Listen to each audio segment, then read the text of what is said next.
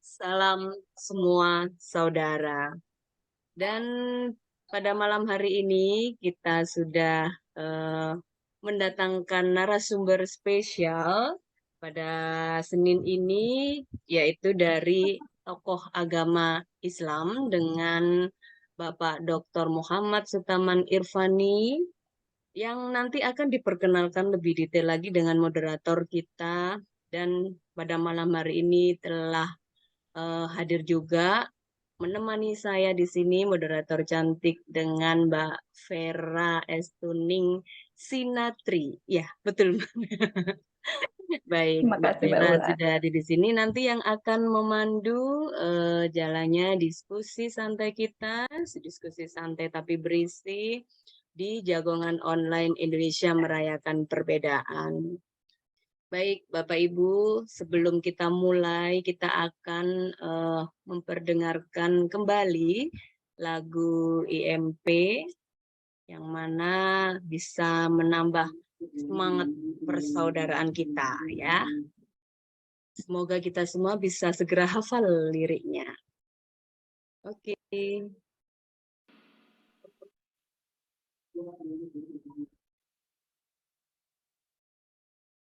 Apakah keluar suaranya?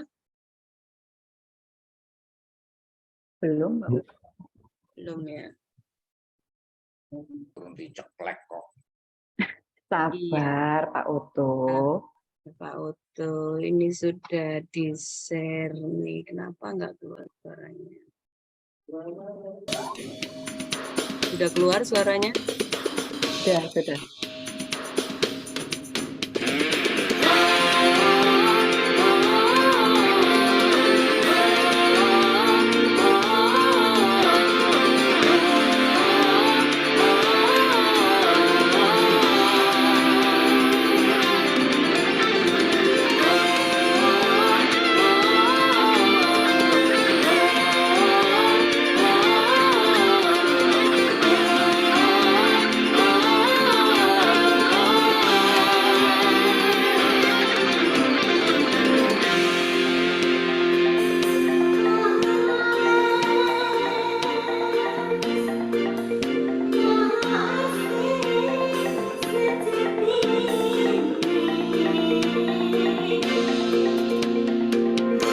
Berbeda di antara kita bukan suatu halangan.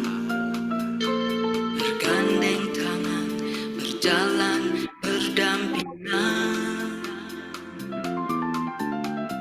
Kita semua saudara, saling menyayangi. Bertoleransi, saling mengerti, dan saling berbagi.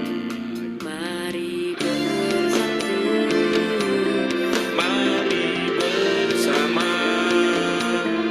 kita adalah Bhinneka Tunggal Ika. Tuhan telah ciptakan perbedaan yang semestinya kita rayakan. Perbedaan adalah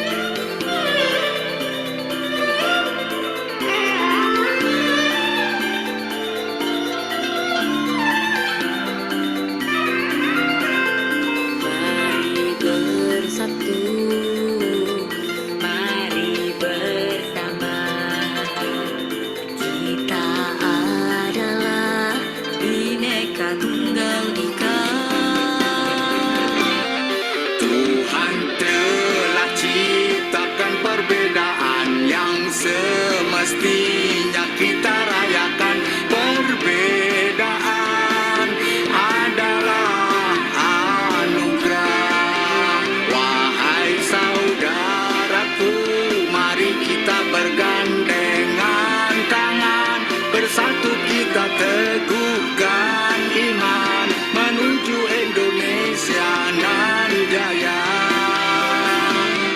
Indonesia merayakan perbedaan. Indonesia merayakan perbedaan. Indonesia merayakan perbedaan. Indonesia merayakan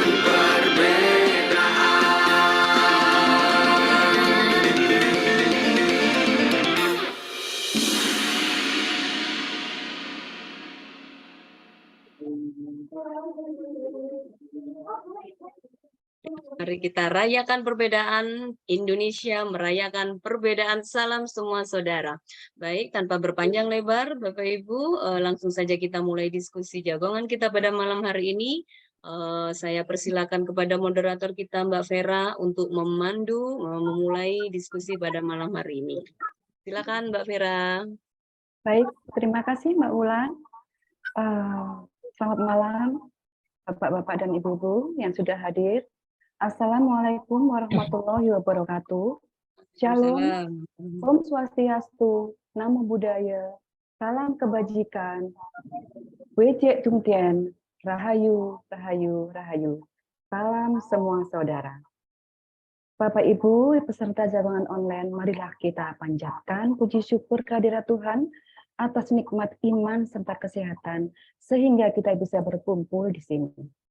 Pada malam ini, Senin tanggal 26 Juli 2023, kita bersama-sama melaksanakan kegiatan ini bertepatan dengan menjelang datangnya salah satu hari raya Islam, yaitu Hari Raya Idul Adha, yang biasa kita kenal dengan Hari Raya Kurban.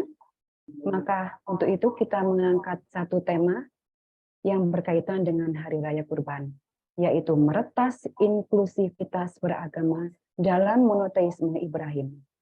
Untuk itu, kami hadirkan narasumber kita yang sangat istimewa. Kali ini adalah Bapak Dr. Muhammad Sutaman Irfani, MA. Beliau adalah seorang dosen di UIN Malik Ibrahim Malang, sekaligus beliau adalah pengasuh Pondok Pesantren Al-Wafa Malang. Beliau biasa kami akrab menyebutnya Yai Irfani. Selamat malam Yai Irfani. Selamat malam Mbak Vera. Untuk itu segera kita simak pemaparan dari beliau. Setelah nanti ada pemaparan dari Yai Irfani, kita lanjutkan sesi tanggapan.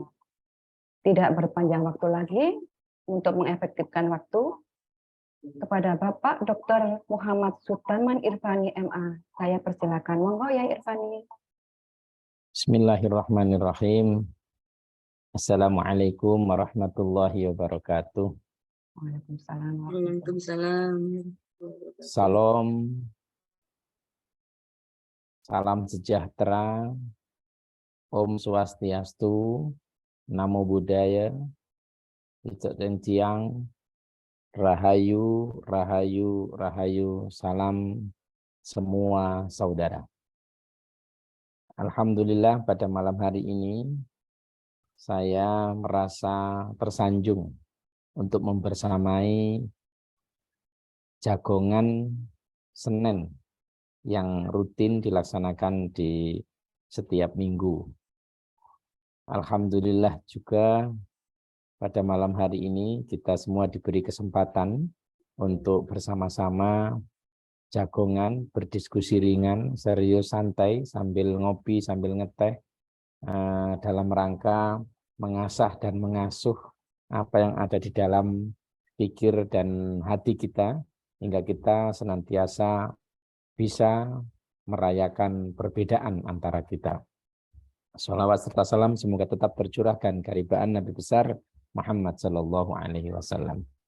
Bapak-bapak, ibu-ibu yang saya hormati, saya ketiban sampur untuk memantik sebuah tema yang menurut saya temanya sangat sulit ya. Nggak tahu Mbak Wulan atau Mbak Vera atau Abauto ini kata sing ngasih tema niku. Ini yang sulit sebetulnya temanya. Temanya meretas inklusivitas beragama dalam monoteisme Ibrahim. Ini sebuah tema yang sangat bagus, perlu perbincangan tidak sekali, mungkin bisa 2 kali dalam rangka sama-sama meretas dalam keberagamaan kita berdasarkan monoteisme Ibrahim. Bapak-bapak, para peserta jagongan, terutama pengurus IMP yang saya hormati, ketika kita berada pada sebuah konklusi tema, maka sudah seharusnya kita mencoba meraba tema dari berbagai macam variabel. Yang pertama ini ada variabel kata meretas. Yang kedua ada variabel kata inklusivitas. Yang ketiga variabel monoteisme. Yang keempat Ibrahim. Keempat variabel kata ini penting kita ketahui secara global tapi mendasar agar supaya kita mampu mensenerai apa yang diinginkan oleh tema tersebut. Yang pertama meretas. Saya dikasih tema itu meretas itu. Itu sebetulnya grogi juga Mbak Vera ini. Dikasih tema meretas itu opo. Netas tak Mbak Vera. Ternyata kata Mbak Vera bukan menetas. Nah, kalau menetas itu kan nanti jadi ayam katanya. Waduh, ini terus apa meretas itu? Ternyata di berbagai definisi yang ada di kamus-kamus itu berbagai macam definisi dimasukkan dalam kata meretas itu. Yang kami mencoba mensenerai dalam berbagai macam definisi itu menjadi sebuah kata yang mampu mewakili atau menjelaskan kata meretas, yaitu yang saya maksud di sini adalah menguliti, ya, menguliti secara bijak atau menguliti sesuatu secara bijak. Artinya ketika kita nanti masuk pada inklusivitas monoteisme Ibrahim, kita akan mencoba memasuki dalam kulitan secara bijak. Yang kedua, ada sebuah variabel kata inklusivitas. Tentunya Bapak-bapak, Ibu-ibu peserta jagongan Senen atau jagongan IMP yang saya hormati, inklusivitas ini sering kita dengar melalui lawan katanya, yaitu eksklusivitas. Inklusif itu adalah upaya berpikir, bertindak dengan profesional, dengan menyampingkan sekat-sekat perbedaan agama, ras, strata sosial, etnis, golongan, dan lain sebagainya. Artinya ketika kita mencoba memasuki monoteisme Ibrahim nantinya, itu akan membuka atau menyampingkan sekat-sekat perbedaan antara kita. Yang sebetulnya kita sudah sering merasakan kita semuanya bersaudara, itu sebetulnya sudah menyampingkan sebuah perbedaan yang luar biasa, sekat yang tebal, baik sekat secara agama, sekat secara ras, sekat secara strata sosial, maupun sekat secara etnis dan politik, sebagainya macam-macamnya. Nah, tidak hanya itu yang disebut inklusif yang kita akan pahami dalam monoteisme Ibrahim itu. Inklusivitas yang akan kita coba dekatkan pada monoteisme Ibrahim itu adalah sebuah upaya pikir dan zikir dalam rangka mengejawantahkan semua itu ada sebuah kesamaan. Semua itu juga ada perbedaan. Nah, ini inklusivitas itu mengutamakan kebersamaan atau kesamaan, bukan perbedaan. Yang ketiga, yang tidak kalah penting, yang akan kita coba dekati dari variabel kata, yaitu monoteisme. Ini monoteisme itu lawan katanya adalah politeis. Ini saya tidak tahu kenapa kok dihadirkan tema ini menjelang Idul Kurban. Yang Idul Kurban itu memang ada sejarah kuat tentang perjalanan Nabiullah Ibrahim yang sering disebut oleh cendekiawan juga namanya Abram atau Abraham. Yang monoteisme adalah menanggalkan dengan menunggalkan. Jadi kalau saya simpulkan itu menunggalkan dengan menanggalkan sesuatu selain kuasa tunggal secara absolut, baik imanen maupun transenden. Saya tidak tahu ini Mbak Vera itu apa artinya itu imanen dan transenden. Jadi menunggalkan dengan menanggalkan sesuatu selain kuasa tunggal. Kayaknya Romo Uto itu, ya Iya. Irfani yang bisa menjelaskan. Romo Uto, nggak boleh tidur Romo Iya, Uto. pakarnya itu Romo Uto.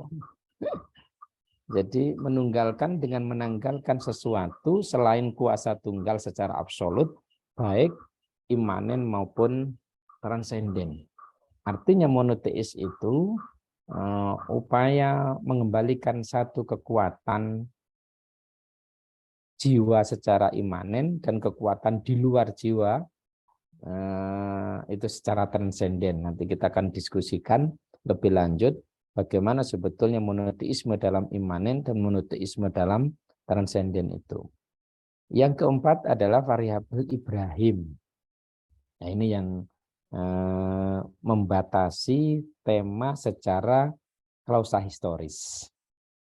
Karena ada Idul Adha, ada penyembelihan, ada haji.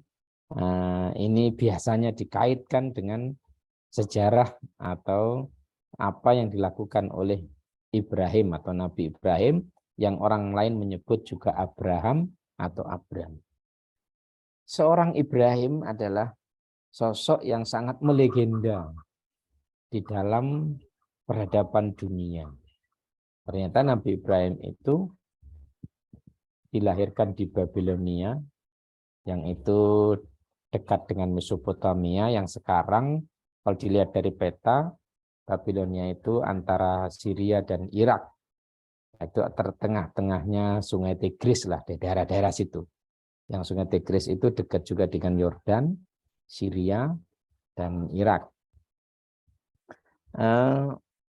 Ibrahim, sosok yang sangat melegenda, yang tidak hanya diceritakan di dalam Al-Quran, tapi Ibrahim juga diceritakan di dalam kitab-kitab terdahulu. Banyak kutipan-kutipan yang dari Injil, banyak kutipan-kutipan yang dari cerita Taurat, itu yang mengisahkan terkait dengan hebatnya Ibrahim ini. Hebatnya Nabiullah, kalau orang Islam menyebut Nabi Allah, yaitu Ibrahim, Khalilullah dan kekasih siri Allah Subhanahu wa Ta'ala. Nabiullah Ibrahim dikenal juga sebagai bapak monoteisme. Jadi bapak yang menuhankan Tuhan satu, monoteisme. Monoteisme Ibrahim itu diantaranya disebabkan karena protes nalar logika sama protes nalar politis kalau kita lihat dari sejarahnya. Jadi monoteisme Ibrahim itu lahir dari protes nalar logika sama protes nalar politik katanya. Nalar logika ketika di zamannya Ibrahim itu adalah banyak Tuhan-Tuhan. Jadi banyak Tuhan-Tuhan yang disebut dengan dewa. Ada 4 dewa besar di langit, ada 4 dewa besar di bumi. Ini yang menyebabkan berbagai macam protes dalam pikiran logikanya Ibrahim. Hingga protes nalar logika Ibrahim untuk mencetuskan monoteisme itu bisa dilihat dari perjalanan religiusnya. Yang ada buku mengatakan ada religious experience of Abraham. Jadi ada pengalaman agama yang luar biasa yang dialami oleh Ibrahim ini. Sehingga jika di nalar logikanya tidak mungkin ada sesuatu kekuatan berjumlah 2, 3, atau 4. Bahkan di situ disebutkan tidak mungkin ada kekuatan besar yang berjumlah 4 di bumi dan 4 di langit. Hingga terjadinya protes nalar logika Ibrahim ini itu bersamaan dengan disebutnya tirani religius Babilonia. Nah, ini yang pertama. Hingga Nabi Ibrahim itu mencoba untuk mencari dan mencari, melogikakan apa yang bisa memasukkan kekuatan yang berjumlah 1 atau satu kekuatan yang utuh, yang absolut. Sehingga ketika Nabi Ibrahim pertama, apakah mungkin benda-benda yang dibuat oleh bapaknya yang berupa patung-patung yang disembah oleh orang-orang itu Tuhan? Nalar logikanya dia mengatakan kalau memang dia bisa berbuat mungkin, tapi ternyata sama Ibrahim dihancurin semua ceritanya dalam Israiliyat itu. Dihancurin semua, nggak bisa ngelawan. Disisakan satu yang terbesar. Semua dihancurkan oleh Ibrahim. Berarti nalar logikanya nggak kena. Oh, ini berarti bukan Tuhan. Sudah berhenti di situ. Sampai pada suatu ketika di malam hari muncul bintang-bintang yang menurut Ibrahim itu adalah raksasa. Bisa menyinari dan sebagainya. Oh, itu mungkin Tuhan. Ternyata hilang juga dari penglihatan zahirnya Ibrahim. Oh, berarti bukan. Muncul lagi besoknya malamnya adalah rembulan. Oh, itu paling lebih besar dibanding bintang-bintang. Berarti itu Tuhan saya. Ternyata hilang juga bulan itu. Muncul lagi besoknya adalah matahari yang bersinar terang. Hingga hampir-hampir Ibrahim itu mengatakan, oh ini lebih hebat, lebih terang dan sebagainya. Ini Tuhan, ternyata hilang juga. Tidak. Dalam rangka mencari monoteisme dalam dirinya, yang itu merupakan protes nalar logikanya, hingga menemukan, oh harus ada Tuhan satu. Hingga disebutkan di dalam Al-Quran, setelah menemukan itu, Nabi Ibrahim mengatakan, Inni wajjahtu wajhiya lilladzi fataras samawati wal ard hanifam muslima wa ma ana minal musyrikin. Itu enggak usah diterjemahkan. Tinggal lihat di surat Al-An'am di Al-Qur'an itu, surat Al-An'am ayat 79. Sudah bisa dilihat bagaimana setelah Nabi Ibrahim itu atau Ibrahim itu menemukan satu absolutisme dalam diri dan luar dirinya. Yaitu disebut dengan inni wajjahtu wajhiya lilladzi fataras samawati wal ardh. Tidak menyebut Allah, tidak menyebut Tuhan siapa, tapi Nabi Ibrahim menyebutnya fataras samawati wal ardh. Zat. Jadi inni wajjahtu wajhiya lilladzi fataras, zat yang menguasai seluruh langit dan seluruh bumi. Hingga sampai Nabi Ibrahim itu tersungkur, wa ma ana minal musyrikin. Dia mengatakan, saya kalau sudah seperti ini, saya berserah diri kepadanya, dan saya bukan orang yang memusyrikkan atau bukan orang yang menyekutukan zat itu. Ini ungkapan Nabi Ibrahim yang diabadikan oleh Allah di dalam Al-Quran surat Al-An'am. Bapak-bapak, ibu-ibu, peserta jagongan online yang berbahagia. Tidak boleh serius-serius nih, harus sambil ngopi atau sambil minum teh. Monggo, aku nanti ini harus Oh, Bapak Ibu, silakan ngopi, saya juga ini minum. oleh nih ngelak serius. Siap, Mas, siap. Kalau Ustadz serius, Irfani. kalau serius ini bukan jagongan namanya. Iya, terus. Mantul, Ustadz. Nggih, saya lanjutkan sedikit saja. Ini akan masuk ke dunia saya di sini. Nah, dalam konsep keimanan atau tendensi itu disebutlah Ibrahim itu punya konsep 3 sebetulnya. Yang pertama tauhid, yang kedua tajrid, yang ketiga tafrid. Inilah yang kita akan coba inklusivitaskan. Jangan sampai konsep Ibrahim dalam monoteisme ini eksklusif, hanya bisa dipahami oleh orang-orang tertentu, hanya bisa dilakukan oleh orang-orang tertentu. Bahkan jangan sampai monoteisme Ibrahim ini dijustifikasi untuk tidak bergaul dengan yang lain. Ini jangan sampai ini. Oh, kamu tidak Ibrahim, tidak Hanifah. Oh, kamu agamanya ini, kamu agamanya ini. Bukan monoteisme Ibrahim. Ini kan kita coba lihat pada 3 konsep yang ditawarkan oleh Ibrahim itu, monoteisme itu.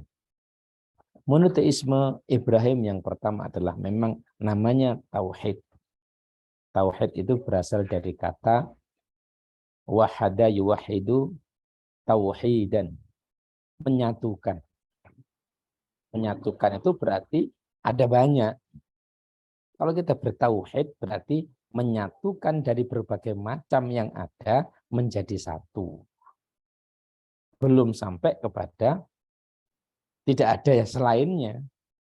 Ada lain-lainnya ada, tapi kita menyatukan. Itu namanya tauhid. Jadi ada kekuatan luar, kekuatan ini disatukan menjadi satu, menjadi kekuatan yang absolut. Yang di Islam disebutlah namanya adalah Allah. Itu tauhid. Dan yang dibawa Ibrahim itu memang benar-benar agama tauhid, agama sawawi yang mengesahkan zat itu. Mungkin di Kristen, mungkin di Buddha, mungkin di agama Yahudi dan apa itu. Kalau memang itu mengambil dari monoteisme Ibrahim, berarti ya Tuhannya satu. Artinya menyatukan berbagai macam itu menjadi satu, dibuang yang lain. Itu tauhid. Nah, setelah tauhid naik lagi menjadi tajrid. Tajrid ini ya menanggalkan selainnya, hanya bersamanya. Jadi menanggalkan selainnya, hanya bersamanya. Itu namanya tajrid.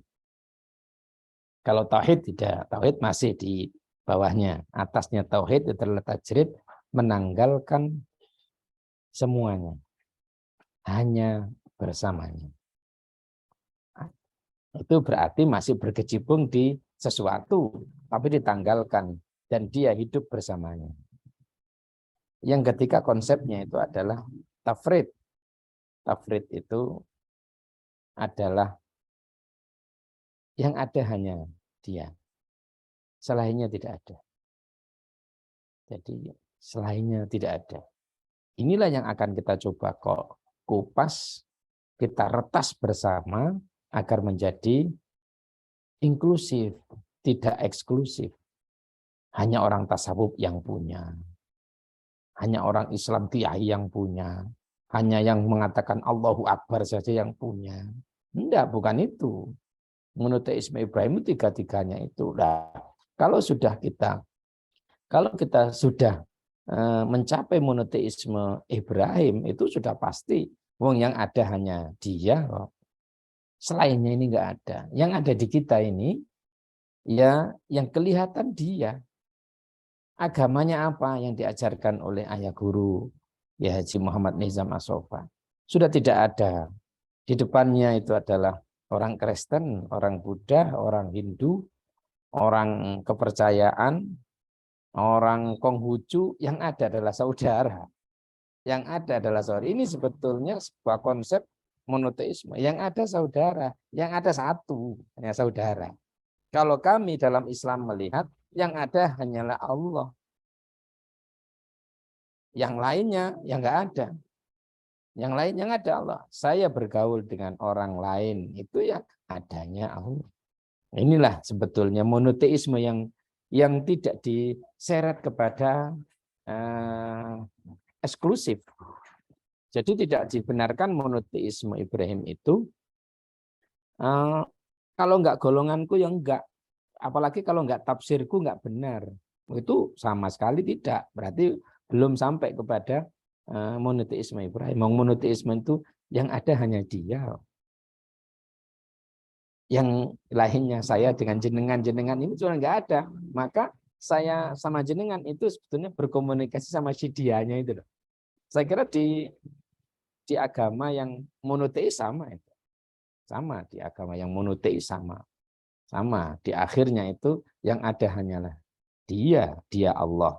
Yang lainnya itu ya sudah sebagai kembangan saja, hingga kita bergaul dengan siapapun tetap dalam koridor saya dengan Dia, bukan saya dengan yang lainnya. Maka kalau bersama Dia, maka harus baik-baik saya sama Dia. Masa saya sama Dia nggak baik? Omongan saya sama Dia kok jelek?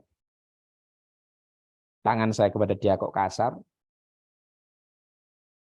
Tingkah laku saya kepada Dia kok tidak santun? Tutur kata saya tidak sopan? Ya tidak mungkin saya dengan Dia kok. Itulah monoteisme Ibrahim sebetulnya. Maka dengan monoteisme Ibrahim itulah syariat Islam ini sebagian didasarkan pada sunnah-sunnah Ibrahimi namanya. Sebagian diantaranya haji. Itu adalah hasil dari monoteisme Ibrahim yang sampai sekarang disyariatkan oleh Allah di zaman kita ini, orang-orang Islam. Gimana tidak? Gimana tidak? Di situ disebutkan berbagai macam ibadah sosial yang luar biasa. Ini diantara. Tapi sedemikian rupa monoteisme Ibrahim itu mendapatkan sebuah ujian yang luar biasa. Jadi, nah Ibrahim coba kita lihat di dalam Al-Quran. Ini yang saya pahami memang sebatas Al-Quran. Yang lainnya hanya membaca, belum tentu paham. Kita pahami di dalam Al-Quran. Bagaimana Nabi Ibrahim itu diuji monoteisme. Yang pertama, Nabi Ibrahim itu sangatlah bergantung kepada Allah. Monoteisme full, atau jadi full monoteis. Jadi benar-benar satu Tuhan. Benar-benar satu tujuan. Benar-benar satu spirit. Kalau yang lain menyebutkan one spirit, one head, one goal, one apalah. Itu benar-benar satu. Tapi ketika diberi anak yang selama ini nikah berpuluh-puluh tahun tidak diberi anak, begitu diberi anak bergeser monoteisme sejatinya itu. Dia cinta kepada Allah, ternyata juga cinta kepada anaknya. Dia cinta kepada Allah, ternyata cinta juga kepada eksistensi istrinya, dan sebagainya. Ujian monoteis. Monoteis tingkat tinggi tentunya. Akhirnya suatu ketika sama Allah diuji benar. Kalau seperti itu, lah kamu kan menduakan saya. Menduakan saya. Dan tidak ada di dalam hati kok dua cinta itu pono. Tanya kepada Mbak Vera itu. Mbak Vera, ada enggak di dalam satu hati dua cinta? Wah ya, nggak ada ya. Enggak ada. Cemburu nanti Tuhan. Oh ya, Mbak Wulan bisa enggak itu ada di satu hati dua cinta? Oh, tidak bisa. Enggak bisa memang. Katanya itu lagu. Ya, enggak bahaya ta, Yai. Enggak bahaya, bahaya. Bahaya ya. Bahaya itu. Katanya itu laisa fil qalbi hubbani. Yang ada Tidak. itu satu hati dua rasa. Nah, ini lain ini ini kan lain ini. Romo ini Loh, kok itu dua Pak pasti Uto? ada 4 rasa Pak Uto. nano-nano jadinya. Jadi laisa fil qalbi hubbani. Tidaklah dalam satu hati dua cinta. Laisa lisyauqi ma'syuqani. Tidaklah satu rindu. Dalam hati rindu terdapat dua yang dirindu. Tidak mungkin walaisa fid dari mudiran. Dalam satu rumah ada dua pimpinan. Walaisa lil kauni rabban. Tidak mungkin dalam satu cakrawala alam semesta ini ada dua Tuhan katanya. Dan ini karena memang ujiannya berat Nabi Ibrahim itu. Untuk yang diuji apanya? Monoteisme sebetulnya. Nah, ini yang jarang kita coba kaji monoteisme Ibrahim ini. Sampai pada akhirnya ketika Nabi Ibrahim itu ya tidak mendua, Nabi Ibrahim enggak mendua gitu. Tetap cintanya kepada Sang Maha Kuasa Allah, tapi juga mencintai anaknya yang digadang-gadang itu. Ketika umur 13 tahun kita tahu bahwa anak umur 13 tahun itu adalah anak yang sudah bisa cukup untuk bisa dilihat lah. Diuji oleh Allah, sembelihlah Ibrahim. Sembelihlah Ibrahim. Dan itu melalui mimpi. Nah, melalui mimpi. Saya sudah tidak mungkin bisa berimajinasi seandainya saya digitukan tuh juga, wah tidak mungkin lah, karena kekuatan monoteisme kepada Allah masih kurang mungkin. Tapi Ibrahim berjalan aja dia sesuai dengan keyakinan secara kalau gini saya harus menguatkan monoteisme, menguatkan kesatuan, menguatkan menunggalkan saya ini. Hingga pada akhirnya diberi hadiahlah oleh Allah Subhanahu wa taala bahwa yang disembelih itu adalah bukan anaknya tetapi hadiah dari Allah yaitu kambing. Ini sebetulnya ilustrasi akan ujian eksistensi monoteisme Ibrahim. Nah, kita juga demikian. Dalam sebuah kehidupan yang sekarang ini serba kumitir bedaing pinggir dalam konteks monoteisme. Apa kumitir bedaing pinggir? Tondo mono julumatono. Kumitir bedaing pinggir itu memang sudah sangat carut marut dalam rangka mempertahankan monoteisme kita kepada Zat yang Maha Kuasa. Ini sudah barang tentu kita harus berpegang teguh terhadap kekuatan yang absolut secara imanen maupun transenden dalam rangka mengejawantahkan monoteisme Ibrahim hingga monoteisme Ibrahim itu mampu menginklusif dalam tatanan masyarakat kita, masyarakat Indonesia, terutama antar kita di Indonesia merayakan perbedaan. Terima kasih, itu sedikit pemantik dari saya. Mohon maaf atas segala kekurangan. Saya mohon masukan serta arahan dari sesepuh bini sepuh yang ada di IMP ini. Terima kasih Mbak Vera.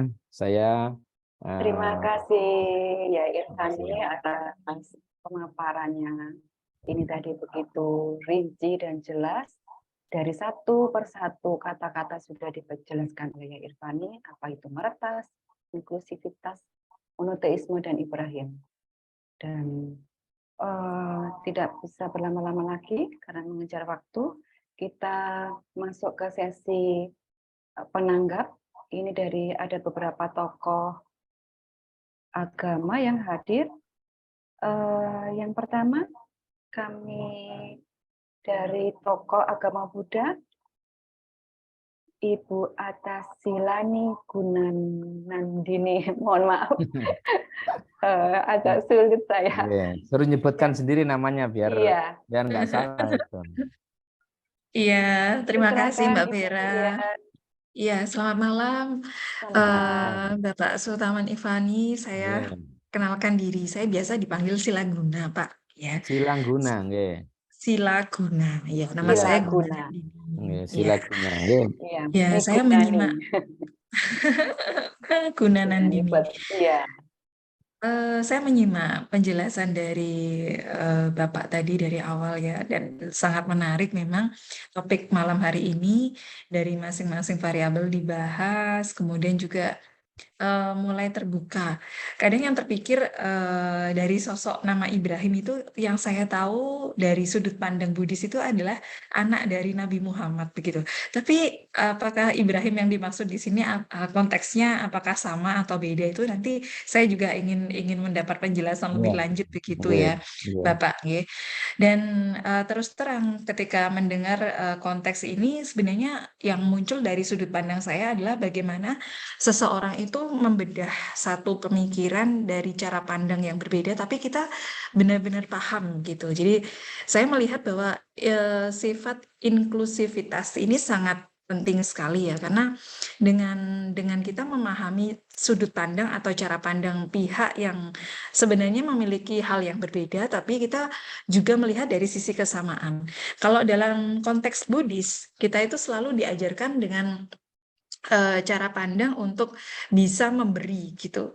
Tapi tujuan dari memberi, menjalankan moralitas ataupun pada level tertinggi manusia itu apa ya, untuk mencapai satu ketenangan batin adalah ya untuk memahami hal-hal yang kadang dalam logika berpikir manusia itu masih terbatas begitu. Jadi konsep monoteisme ini sebenarnya adalah satu cara pandang dari sudut kami adalah melihat sisi di mana keterbatasan manusia dari sisi logika berpikir, tetapi juga sebenarnya manusia itu punya pengetahuan yang tanpa batas begitu untuk bisa memahami sesuatu yang tidak bisa terkatakan gitu.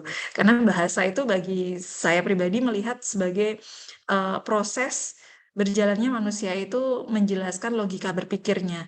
Hanya kadang karena keterbatasan bahasa itu sendiri, manusia nggak bisa menjelaskan apa yang di luar logika berpikirnya terkait dengan Tuhan gitu. Bahkan tadi Bapak Sutaman menyebutkan istilah zat begitu ya. Ini lebih cocok gitu, identik dengan apa yang kadang tidak terkatakan oleh manusia. Walaupun itu dalam konteks bahasa ya. Dan kami pun juga kalau diminta untuk menjelaskan apa itu nibbana pun dalam agama Buddha, tapi kami meyakini nibbana itu adalah sebagai monoteisme kami begitu ya, satu hal yang kami yakini gitu. Itu pun karena keterbatasan dalam menjelaskan, jadi kami menandai itu dengan istilah nibbana begitu. Di dalam konteks agama Islam itu lebih ditekankan dengan istilah zat begitu tadi. Tapi zat ini pun juga dengan berbagai macam bentuknya, variasinya juga menyesuaikan dari apa yang manusia tangkap dari logika berpikir mereka. Dan inklusivitas ini penting sekali, memang harus kita miliki sebagai umat beragama, karena bagaimanapun perbedaan dari sisi nalar berpikir manusia itu, tapi kita juga penting untuk mengutamakan kesamaan. Tadi saya menggarisbawahi dari penjelasan Pak Sutaman itu. Kemudian menempatkan diri kita ke dalam sudut pandang orang lain ini juga penting gitu, supaya tidak membuat kita sendiri menjadi apa ya, merasa benar, merasa paling sesuai dengan cara pandang kita begitu ya.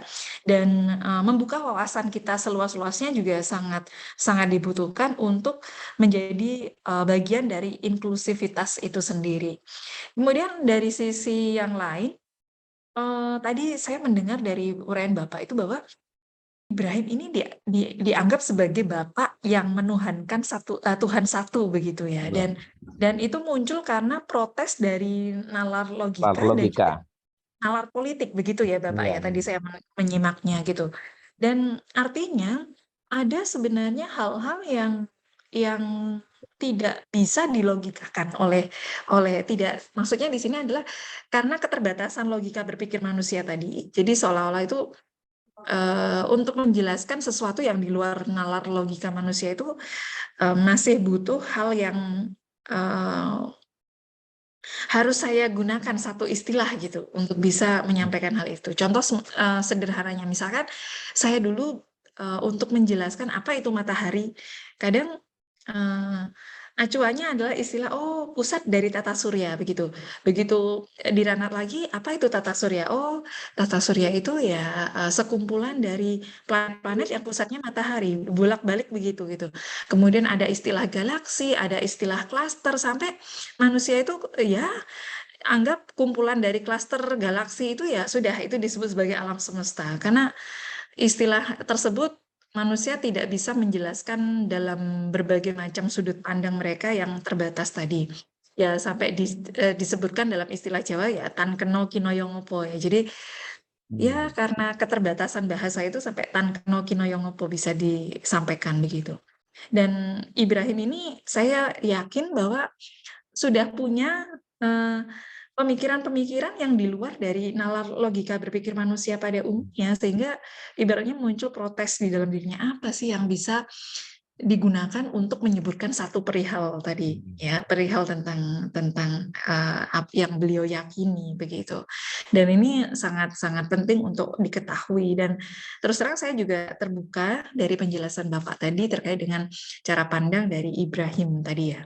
Dan dari sini kami juga mengerti bahwa sebenarnya manusia itu muncul mencari monoteisme apa yang sebenarnya harus diyakini seperti itu ya. Setiap agama, setiap individu pada akhirnya seperti itu.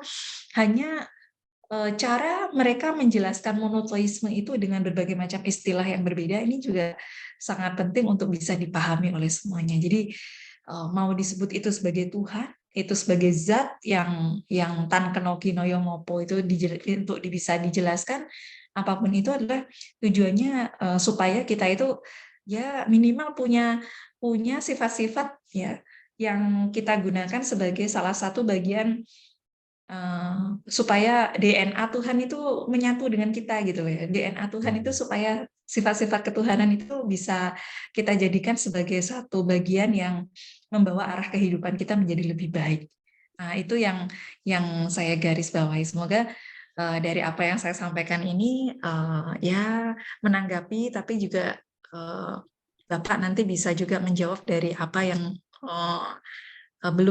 belum saya yakini, dalam artian keraguan terkait dengan Ibrahim tadi, apakah benar dalam konteks ini adalah anak dari Nabi Muhammad tadi atau di luar konteks itu. Nanti mohon penjelasannya ya Bapak ya, dengan senang hati saya menyimak begitu. Terima kasih. Sama-sama. Mas, Ya. terima kasih. Terima kasih Ibu atas tanggapannya. Ini langsung ditanggapi langsung sama Ya Irfani atau kita masuk ke tanggapan selanjutnya aja ya Irfani? Kita karena sifatnya pertanyaan spesifik maka saya jawab dulu sebentar. Oke. Ya, Silakan, sifatnya ya. spesifik ya. Oke. Makasih Ibu Silaguna. Namanya aja Silaguna. Iya, panggil saja Silaguna. Iya, jadi itu tidak perlu panggil Ibu, Bapak. Sila itu adalah sebuah sebutan gitu, sama dengan Ibu, sama dengan Bapak gitu. Oh, saya tadi mau menerjemahkan sila tadi itu 5. Oh gitu. Guna itu manfaat ya. Manfaat. 5 manfaat gitu ya. Aduh, tidak. dengan senang hati. Nah Ya. itulah. Boleh, terima kasih Pak. Silakan. Ya, makasih yang terkait sama pertanyaan karena spesifik saya ingin menjawabnya. Ibrahim, yang saya maksud itu adalah bukan Ibrahim salah satu nama dari anaknya Nabi Muhammad. Nabi Muhammad itu mempunyai 7 anak, 4 perempuan, 3 laki-laki. Oke. Ya, kita sebutkan satu persatu. Sayyid Qasim, ya, yang pertama Qasim itu laki-laki, Zainab, Ruqayyah, Ummu Kulsum, Fatimatuz Zahra, Abdullah, Ibrahim. Nah, akan tetapi yang sampai menurunkan atau menjadi garis turunnya itu hanya Fatimatuz Zahra. Selainnya meninggal semua. Jadi anaknya anak 7, laki 3, perempuannya 4. Yang bisa menurunkan keturunan kepada kita itu namanya Sayyidatu Fatimah Az-Zahra, yang anaknya Sayyid Hasan Husain. Itu memang ada nama putra Nabi Muhammad Ibrahim. Tapi Ibrahim yang dimaksud di sini bukan Ibrahim itu. Ibrahim di sini lahir sebelum zaman Babilonia. Itu Ibrahim bapak dari para rasul. Jadi putranya Ismail, termasuk Nabi Muhammad itu keturunan dari Ismail itu. Jadi ada Yakub, ada Shuaib. Penguasa Islam yang sebagai rasul itu rata-rata keturunan Nabiullah Ibrahim alaihissalam. Maka disebut bapak tauhid. Nah, itu yang yang tadi mencari dan mencari tadi. Itu Nabi Ismail. Oke. Itu baik. saja. Ya. Bapaknya Ibrahim itu namanya Azar dan hidup sezaman Azar, dan agamanya masih mengikuti agama yang disebutkan di cerita di dalam tafsir-tafsir itu di zaman Raja Namrud. Dan Ibrahim itu sempat untuk diuji monoteisme itu dengan dibakar. Kan itu. Diujinya itu dengan dibakar. Waktu itu dibakar oleh Raja Namrud karena monoteisme tunggal, benar-benar monoteis pada zat yang itu zat keesaan. Waktu itu nyebutnya Fatirus Samawati wal Ardh. Jadi nyebutnya Fatirus, penguasa alam semesta, yang pada akhirnya agama tauhidnya disebut dilambangkan dengan Allah.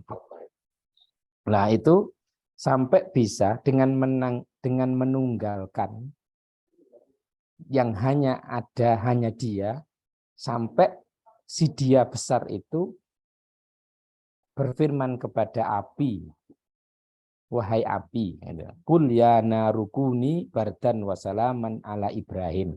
Itu di Al-Quran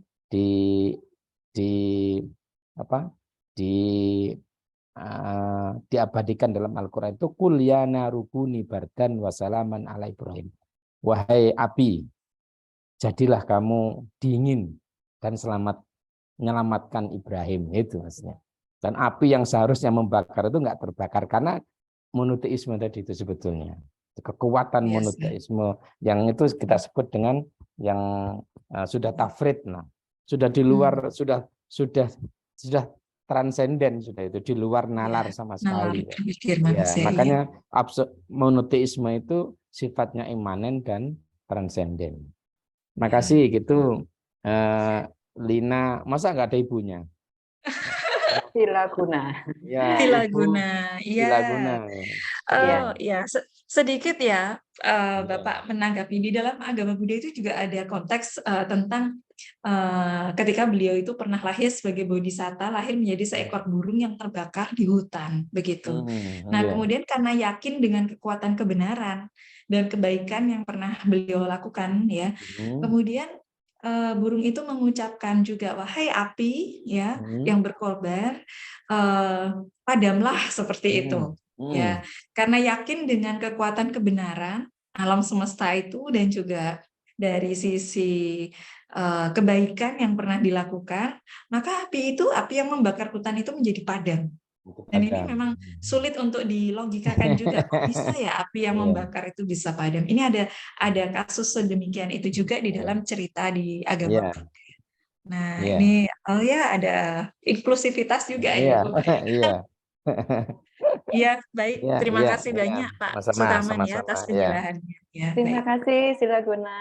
Iya, terima kasih Mbak Vera. Ya, untuk penanggap selanjutnya, ini sudah hadir dari Toko Konghucu, Bapak Johan Ajuan. Selamat malam, Bapak Johan Ajuan. Selamat malam, Bu Vera. Ya, salam semua saudara. Langsung aja, Bapak Johan Ajuan. Salam kita semua bersaudara. Luar biasa apa yang telah dipaparkan oleh Bapak Profesor Rahman, sangat lengkap, dan juga yang dipaparkan oleh Bu Silaguna. Ya, saya dari agama Konghucu, mewakili agama Konghucu, hanya menambahkan sedikit, Pak, bahwa sesungguhnya agama-agama di dunia ini, agama besar di dunia ini tentu adalah sifatnya universal, karena tidak terasa bahwa agama itu telah berusia ribuan tahun bertahan di dalam peradaban manusia. Tentu yang tidak memberikan kebenaran kepada umat manusia itu tidak akan Abadi. abadi, ya tidak akan langgeng dan akan ditinggalkan karena manusia itu adalah manusia yang cerdas dan sebodoh-bodohnya mereka juga dapat menilai mana yang benar dan mana yang tidak. Hanya kelompok-kelompok kecil yang terobsesi dengan keegoisannya itu, mereka akan menganut yang berseberangan dengan hal-hal yang sifatnya universal. Dan itu tidak akan bertahan lama karena di dalam agama Konghucu diyakini apa yang melawan firman Tuhan, apa yang melawan hukum alam semesta itu tidak akan bertahan, segera akan musnah karena itu tidak sesuai dengan hukum alam dan tidak sesuai dengan hukum ilahi. Maka para nabi-nabi besar itu mempelajari fenomena alam dan menerima wahyu dari Yang Maha Kuasa, dan apa yang dilihat itu semuanya sama, hanya bahasanya yang berbeda dan disesuaikan dengan budaya setempat. Nah, demikian juga saya yakin agama-agama, semua agama besar di dunia ini memiliki kesamaan, dan tentu kita semua adalah dalam rumah besar, keluarga besar yang merupakan ciptaan Tuhan, dan adalah tugas kita semua di dalam merawat watak sejati yang dikaruniai Tuhan untuk agar kita itu dapat melestarikan kemanusiaan di muka bumi ini. Karena Tuhan menginginkan manusia tetap langgeng, tetap dapat mempertahankan peradabannya, makanya diturunkan para nabi untuk memberi bimbingan agar tidak tersesat di dalam pemikiran egoisme, kepentingan sesaat. Ya, jadi sangat luar biasa apa yang dipaparkan oleh Pak Profesor. Kami ucapkan salam kita semua bersaudara. Ya, salam. Ya, Kita bersaudara. terima kasih Pak. Sama-sama, sama-sama, Pak Johan. Johan. Ya Pak, sama-sama. Kangen bertemu Pak Johan ini. Kita kangen Ya Pak, bertemu. siap Pak. Iya, barangkali mau ke sini lagi dari Medan. Jauh Ya. ini ya Irfan. Horas. Terus, Pak. Ya Pak. Mudah-mudahan Pak direstui Pak. Amin, amin. Amin. Sedang di Medan loh Pak Johan. Iya, iya. Oh ya, Sila Guna sedang di Medan ini, berarti bisa ketemuan Iya, itu. saya sedang di Medan. Oh iya. Oh, Iya. Ibu Nanti berkontak sendiri aja. Sila Guna di Iya. Medan. Betul, Oh. betul. Iya, iya. Baik, kita menginjak pada penanggap selanjutnya. Ini ada, wah ini saya panggil Romo Oto ini dari Penghayat. Romo Oto. Di mana ini Romo Oto?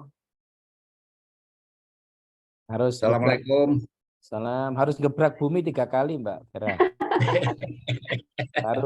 baru oh ini sudah Wah. nyambung ini. Sudah nyambung. Oh, ya, Jadi, apa sih? monggo Romo untuk tanggapannya.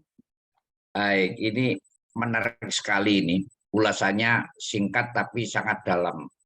Ini yang saya rasakan apa yang diuraikan oleh Yai Irfani ini. Kalau secara dari perspektif kepercayaan terhadap Tuhan Yang Maha Esa, sebenarnya ini kata-kata yang pertama, kata-kata meretas terlebih dahulu. Kata-kata meretas itu setelah saya pikir-pikir, ya, setelah saya timbang-timbang dan saya cari-cari, ternyata hasil pengertiannya itu adalah melepaskan benang atau melepaskan benang-benang dari jahitan. Jadi seperti permak. Jadi permak atau menusuk karung, membongkar karung dengan pisau. Tetapi, nah, kalau kita lihat, kalau kita terjemahkan secara kata-kata, secara kalimat, ternyata memang benar bahwa ajaran-ajaran leluhur kita, nah ini salah satu diantaranya ada yang berbunyi begini. Urip iku mung eling lan tekun, tansah manembah marang Gusti kang peparing. Ya. Dateng dumadi paranipun tan wurung ngadep neng ngarsane Gusti kang murbeng dumadi.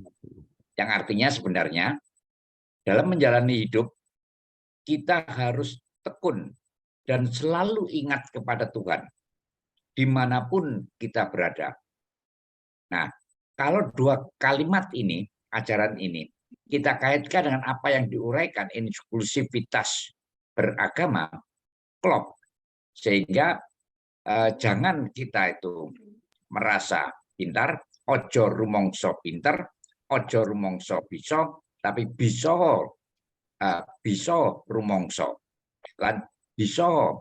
Jadi jangan merasa dirinya pintar, tapi kita harus bisa merasakan sesuatu.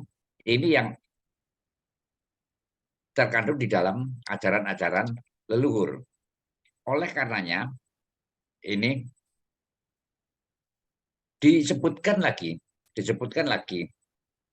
urip tansah atau urip rasa kakean sambat, mergo wong sing kakean sambat niku sejatining wong sing kurang mensyukuri nikmat.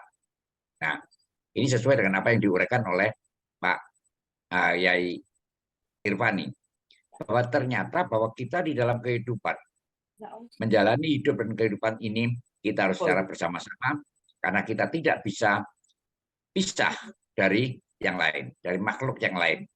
Karena manusia itu ditakdirkan dan dikaruniai oleh dua hal, yaitu rasa sosial dan rasa ingin tahu. Saya pikir itu aja, Yai Irvani, secara singkat. Semanwun. Saya sudah dipanggil ke ruangan ini. Matur nuwun Romo Oto sudah bergabung. Ada tanggapannya? Untuk selanjutnya kami panggil dari tokoh agama Hindu, Profesor Inyoman Sutantra. Prof, selamat malam Profesor. Prof. Malam Prof.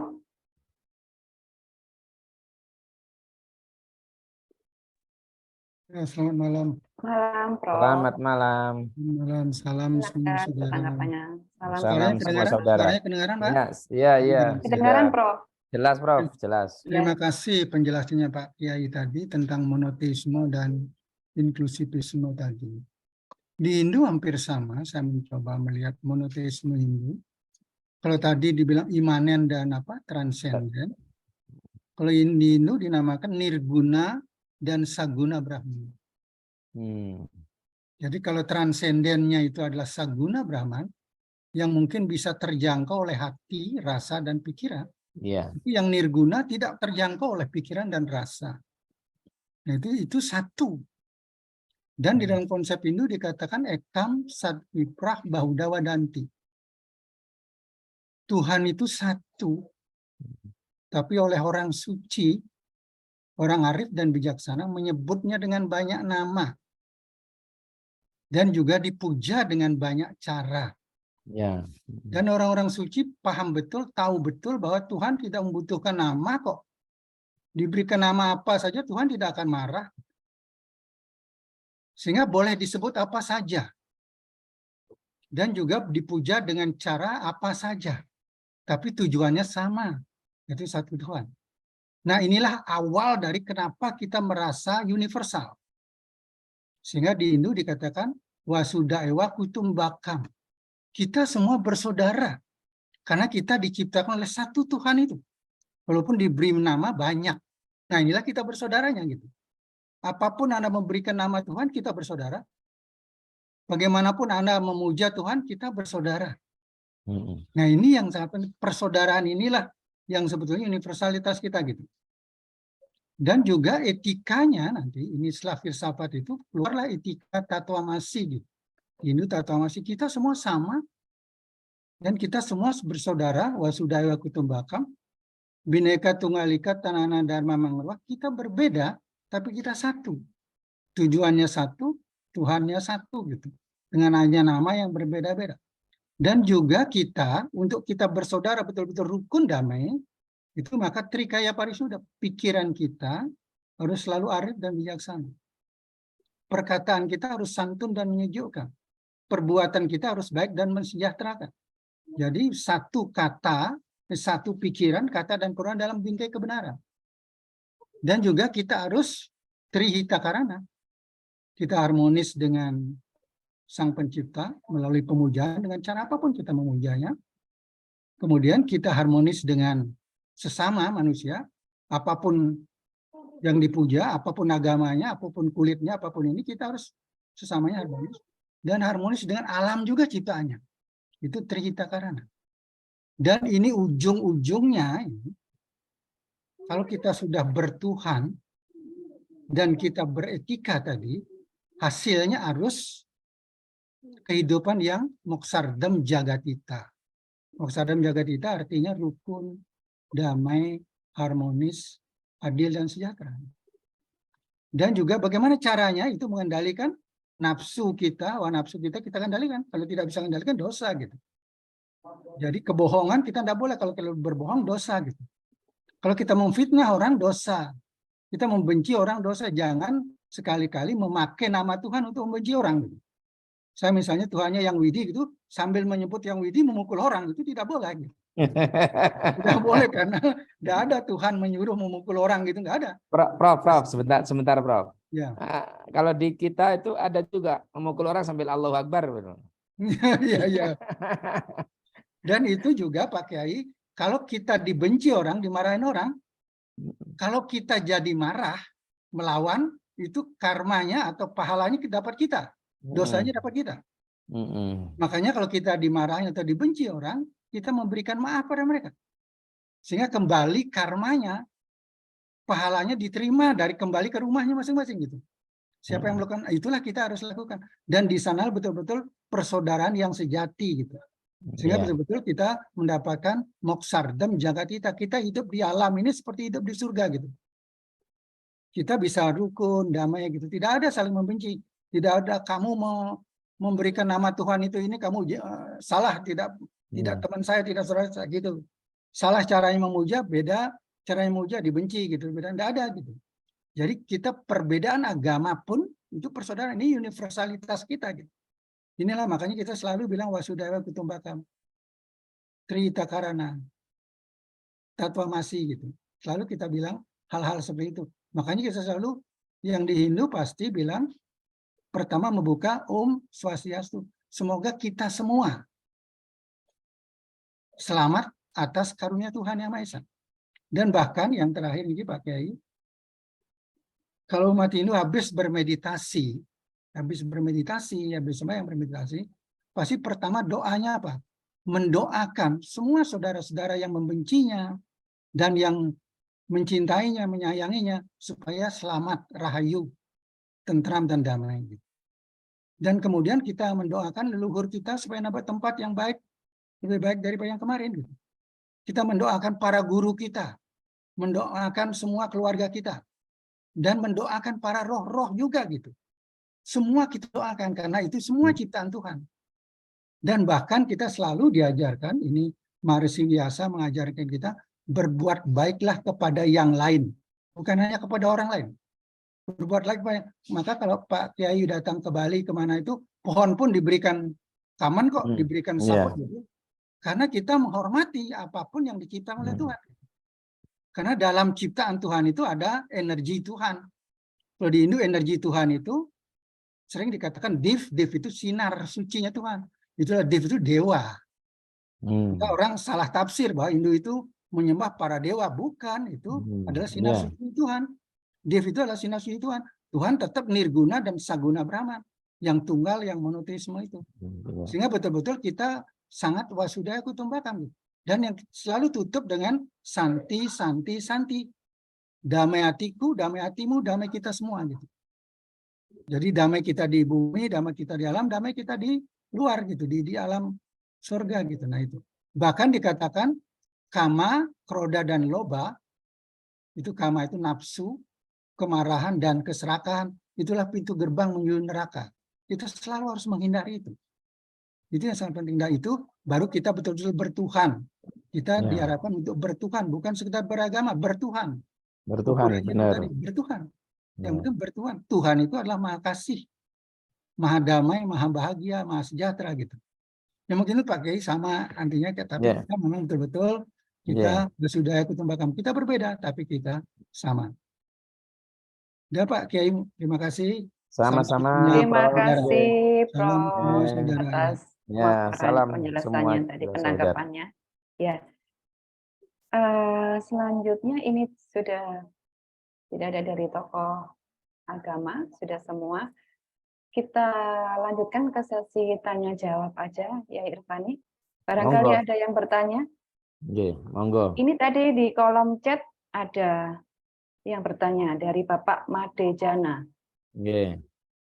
Om Swastiastu, Bapak, mohon maaf.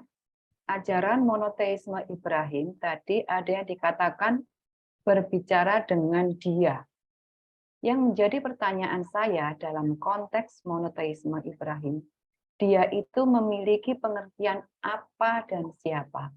Silakan ya Irfan. Dalam konsep, mohon maaf dan terima kasih, ini pertanyaannya bagus ini. Di dalam Islam itu ada beberapa tahapan ya. Penyebutan itu ada beberapa tahapan. Tahap yang pertama itu Sang Maha Kuasa itu disebut dengan Allah. Kalau tidak Allah, tidak. Itu tahapan pertama. Kalau tidak Allah, tidak. Tahapan kedua itu tidak menyebut Allah lagi, tapi sudah menyebut dia. Dia gitu. Orang mengatakan huwa. Ya. Huwa. Jadi Allah huwa itu. Huwa itu dia. Dia itu ya dia Allah. Dia yang selalu ada. Di dia. Terus tahapan ketiga itu anta, kamu. Kamu sudah bisa melihat. Sudah melihat kamu. Jadi anta. Maka berdoa itu ya Rabb, ya anta maulana, anta maksudi, anta. Yang terakhir nggak boleh disebut karena sudah menyatu rohaninya dengan Allah Subhanahu wa taala. Nggak boleh disebut. Kalau disebut salah nanti. Itu kalau di dalam hatinya ada ana namanya. Huwa, dia itu adalah dia yang maha kuasa, dia adalah Allah Subhanahu wa taala, dialah yang memberikan anugerah kepada kita semua yang dikenalkan oleh Nabi Ibrahim, yaitu dari tauhid, tajrid dan tafrid. Adanya di mana dia itu? Dia ada di mana-mana seperti yang disampaikan oleh banyak agama tadi yang disebutkan oleh Pak Uto, Pak Johan, terus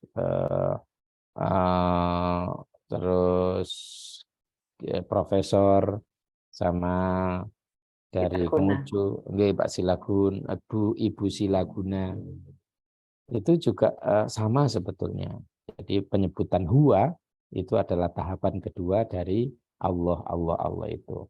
Saya itu sudah tidak berani nyebut nama istri saya. Istri saya namanya Ayun. Dulu masih belum kenal itu namanya Ayun.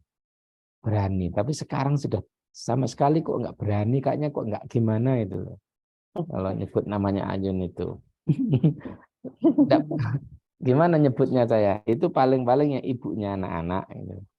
Kalau enggak ya gimana, sayang atau Umi atau apa. Tapi tidak pernah nyebut namanya.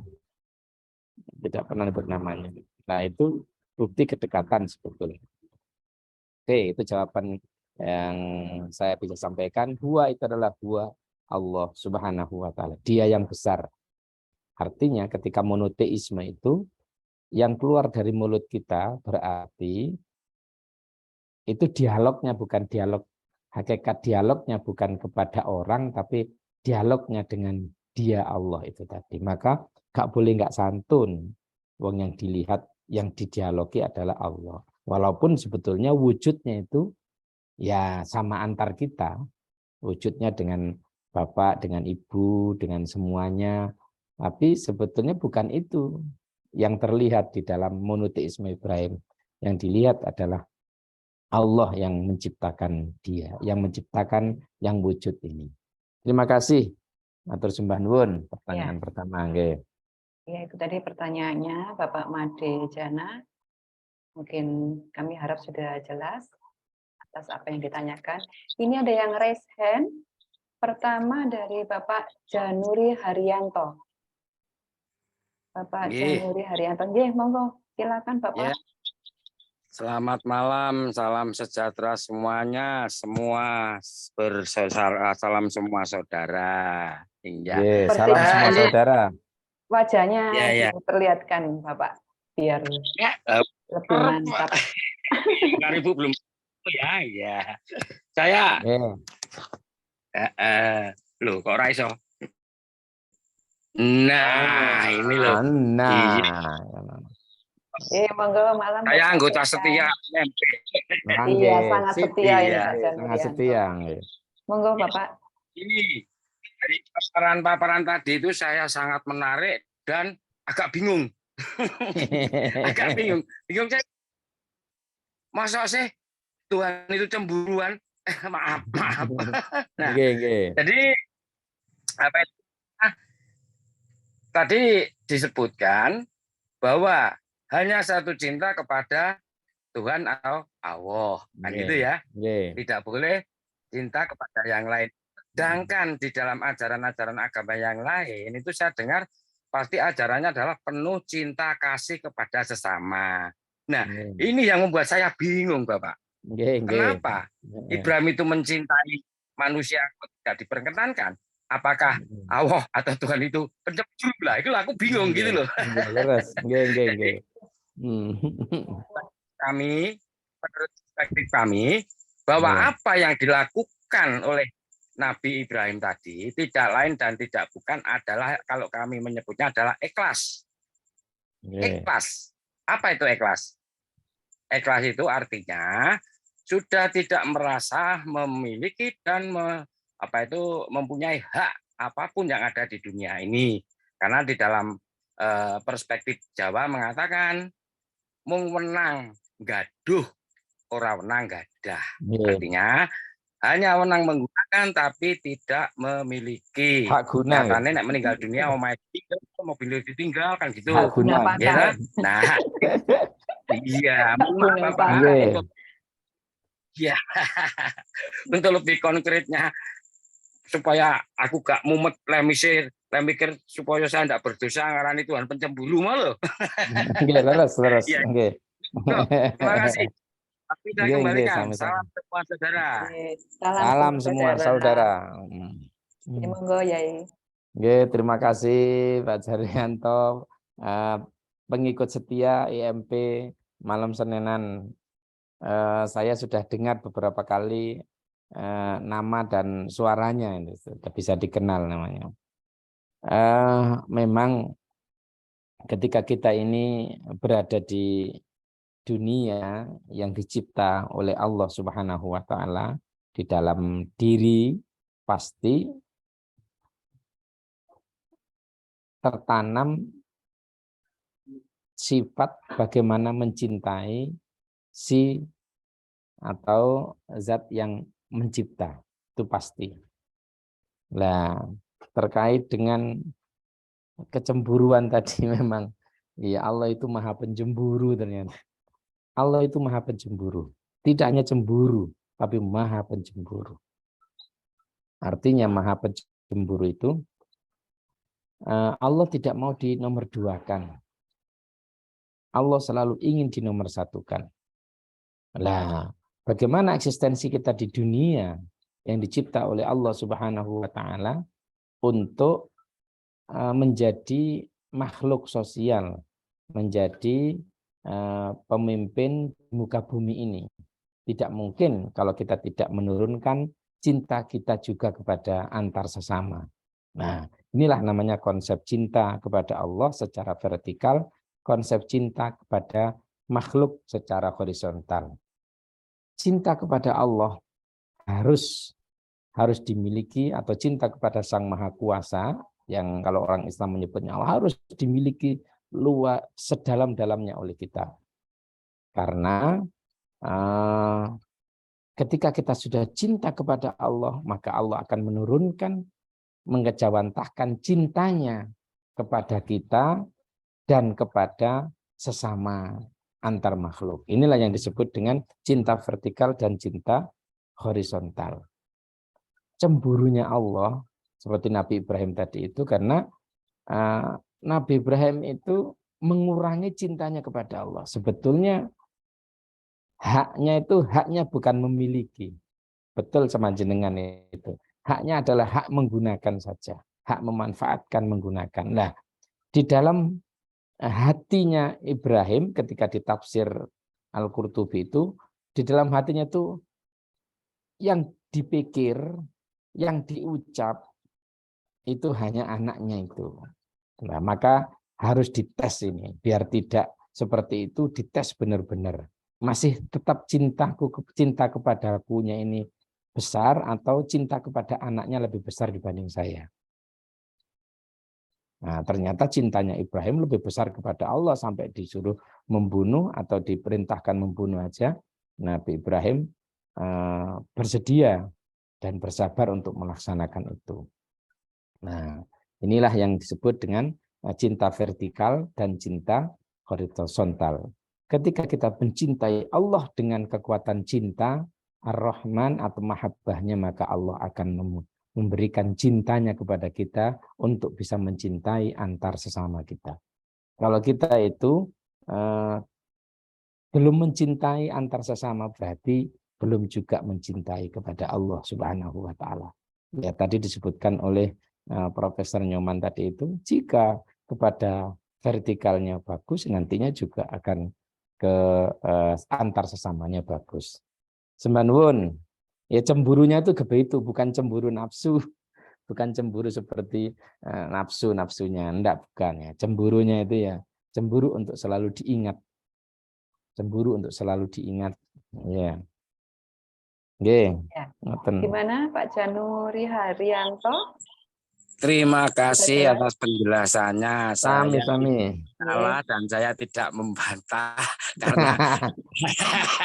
karena kita masing-masing punya perspektif. Leres. Agar semua kita bersaudara, maka janganlah apa itu istilahnya meremehkan atau menyalahkan orang lain. Tidak apa-apa, memang yang dipelajari seperti itu kan Bapak. Benar kan Bapak? Ya.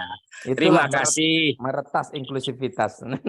Iya, terima kasih. Salam semua saudara. Salam semua saudara. Matur nuwun Pak Januri. Ya, ini ada lagi yang raise hand, Bapak Amin Toharis. Selamat malam Bapak Amin. Selamat malam Ibu. Terima kasih atas kesempatannya. Silakan Bapak Amin. Bisa dibuka Assalamualaikum warahmatullahi wabarakatuh. Bapak Irwani. Waalaikumsalam. Monggo Pak Amin. Pak Fakir ingin menanyakan terkait dengan penjelasan. Bapak barangkali bisa dibuka videonya biar jelas. Tanya jawabnya biar enak. Ya.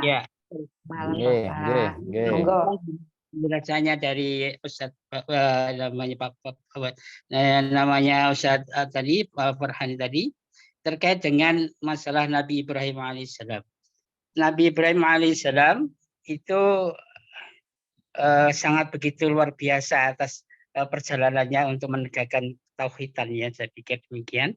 Sebagaimana ditandaskan oleh ayat, yaitu ayatnya Al-An'am ya 107 ayatnya 79 tadi, yang mengatakan bahwa Allah berfirman, ini wajhtu wajhiya lillazi fataras samawati wal ard kanifan musliman minal musyrikin.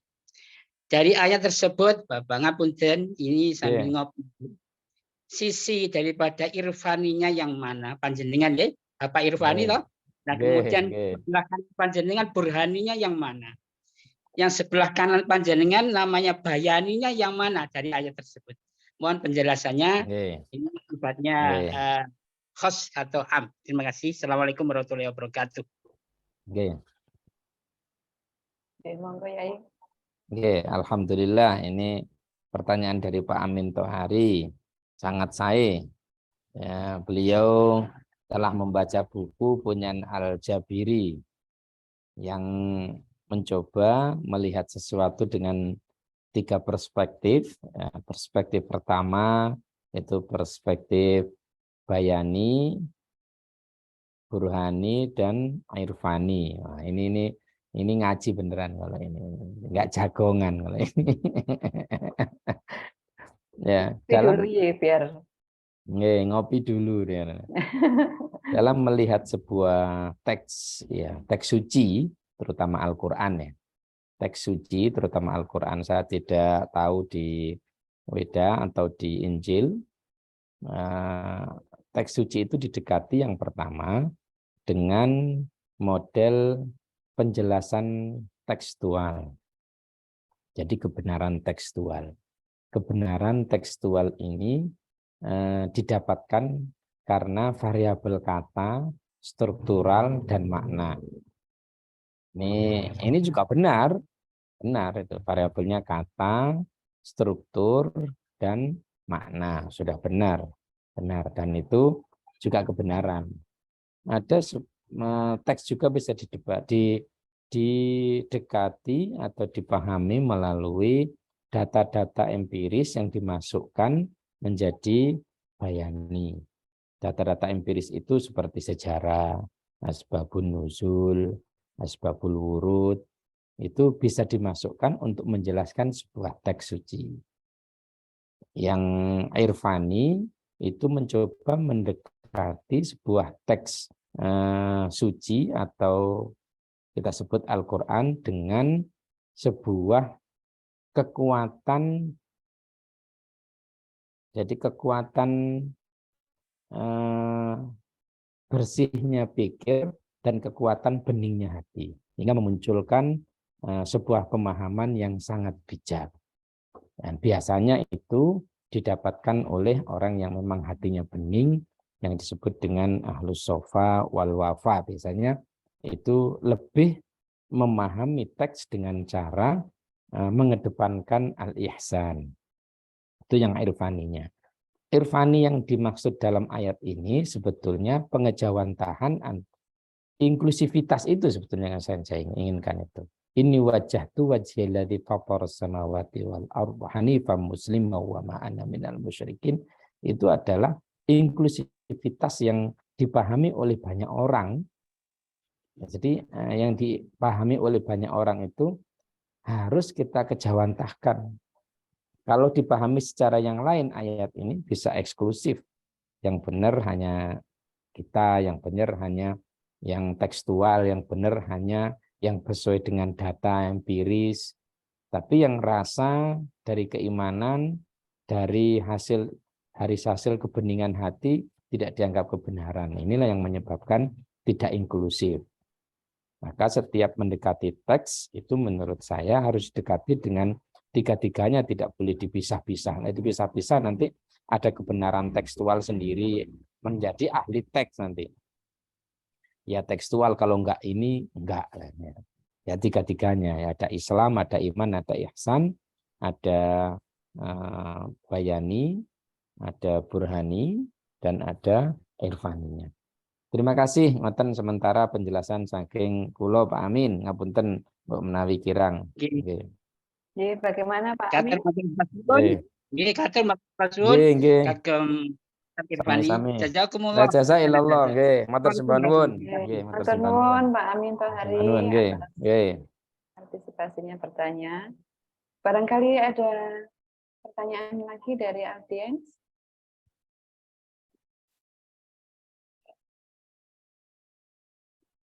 Untuk yang hadir mohon untuk mengisi absensi dan dari kuesionernya. dengan mencantumkan alamat email. Barangkali ada yang bertanya lagi? Jadi Baik, kalau ini- sudah tidak ada bisa Iya. ditutup. Nggih. Iya, ini sudah waktunya sudah menunjukkan pukul 9, barangkali Yai bisa Nggih. langsung closing statement aja. Nggih, nggih, nggih. Iya, Yai, monggo Ya. silakan.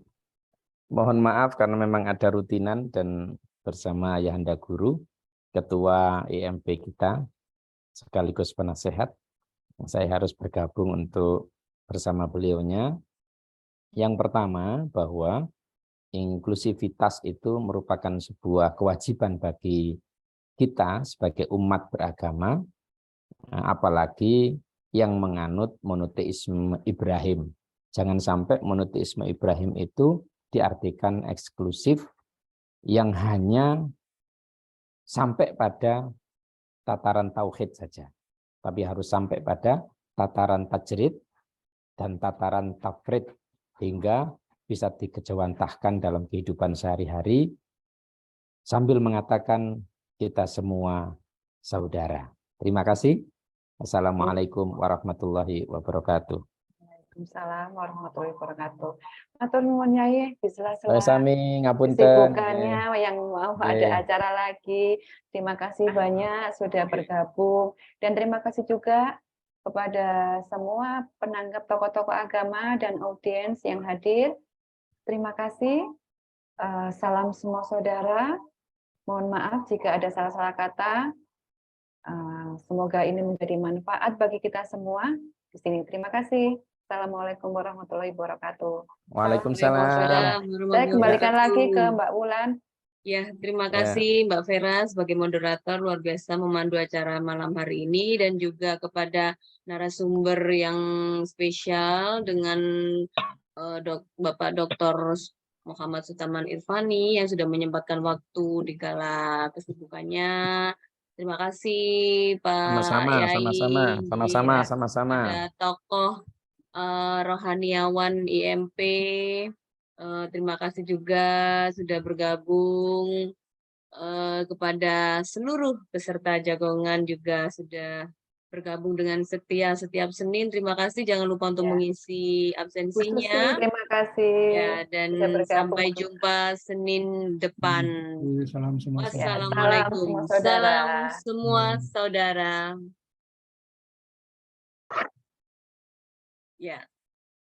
Terima kasih semuanya ya. Terima Mohon kasih, izin. Sila Semuanya Guna. undur diri. Sila Terima Guna. kasih Prof. Ya, Sumantra. undur sehat diri. selalu. Terima Terima kasih. kasih Bu Sultana. Susi. Rayu, rayu. Sehat, semangat.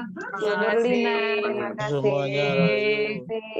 Terima Salam semua kasih saudara. Pak Ajwa. Salam semua saudara. Salam Ajwa, semua salam saudara. Salam semua saudara. Ya, saya end meeting dulu ya.